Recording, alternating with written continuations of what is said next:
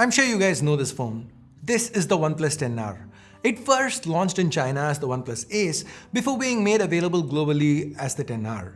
Now in China, OnePlus has launched yet another Ace, one that's rumored to go global as possibly the 10R Lite. Meet the OnePlus Ace Racing Edition. What's OnePlus done this time around? Let's unbox and find out. Hey guys, Ash here from C4eTech, and if you do end up liking what you see here, thumbs up, subscribe, turn on notifications by hitting that bell icon. Let's get started. We have a typical OnePlus red box here with big Ace branding, MediaTek Dimensity to the back, more branding to the sides. Let's go ahead and open it up. Once we do, we are greeted by this red insert. This one houses a frosted soft TPU case and a whole bunch of booklets and stickers. The SIM tool is also here. Let's now get to the phone itself, removing it from its protective plastic. Back to the box. Here we have the red cable, USB Type A to Type C. That's followed by a 67 watt SuperVOOC charger. And that's pretty much it for the box contents. Let's now start with why this phone actually exists. The OnePlus Ace or the OnePlus 10R is a phone that was supposed to offer a close to flagship experience at a not so flagship price point. In a way, it did just that. The Ace launched at 2500 yuan in China, but it also faced stiff competition in the form of the Redmi K50 that was 100 RMB cheaper, and more importantly the Realme GT Neo 3, which was priced a whole 500 yuan lower, with Realme choosing to offer a 6128 SKU, which neither Redmi nor OnePlus did offer. The OnePlus Ace Racing Edition is OnePlus's reaction to this, an even more aggressively priced offering that should technically retain the same performance given it's still powered by that Dimensity 8100 Max SoC. The base here, they've still kept it 8128, but OnePlus have managed to match Realme on the pricing front. In fact, with an initial discount of 100 yuan, the Ace Racing Edition is cheaper today, starting at 1899 yuan.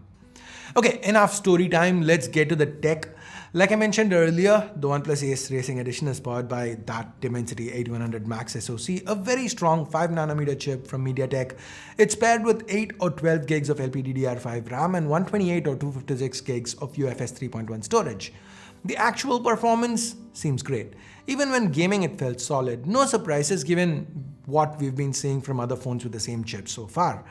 The display, that's been changed. We now get a smaller 6.59-inch panel. It's still 120Hz, but IPS LCD. The touch sampling rate is also lower at 240Hz. Add to it, the panel isn't quite as bright. Here's where it seems like OnePlus has cut cost, how they've managed to drop the price. That said, the display should still be fine enough for most use cases.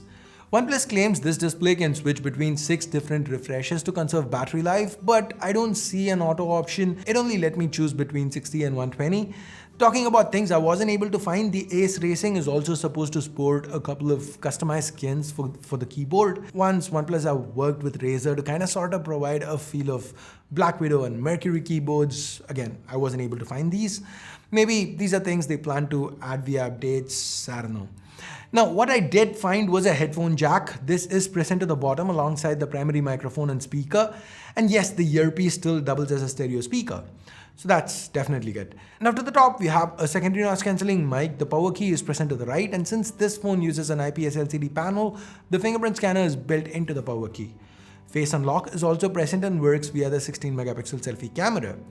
This camera, it seems to do well. The images turned out detailed with accurate skin tones. I mean, you can say the selfies did turn out good. Coming back to the placements, to the left we get the volume keys and the SIM tray. The support for 2 SIM cards, no microSD.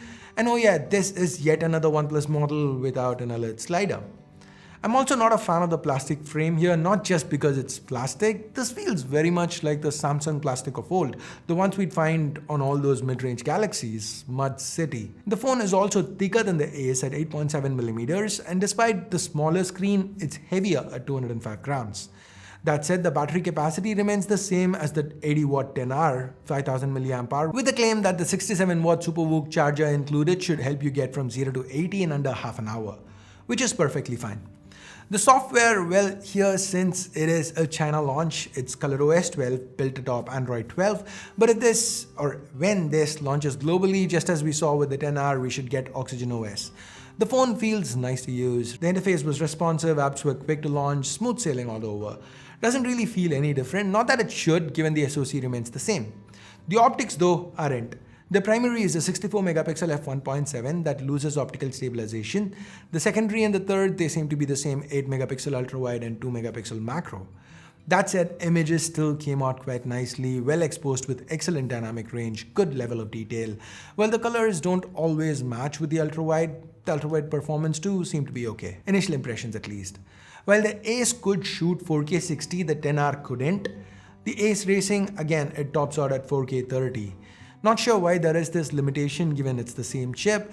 Well, the footage is crisp and detailed, the lack of any kind of stabilization definitely hurts. So overall, what OnePlus have done here is take the same internals and secondary cameras from the OnePlus 10R, add a headphone jack, change the primary camera, the display, the charging capacity, while trading away the in-display fingerprint scanner for a side-mounted one to make the price all the more aggressive. Now, what do you think of this way of going about things from OnePlus?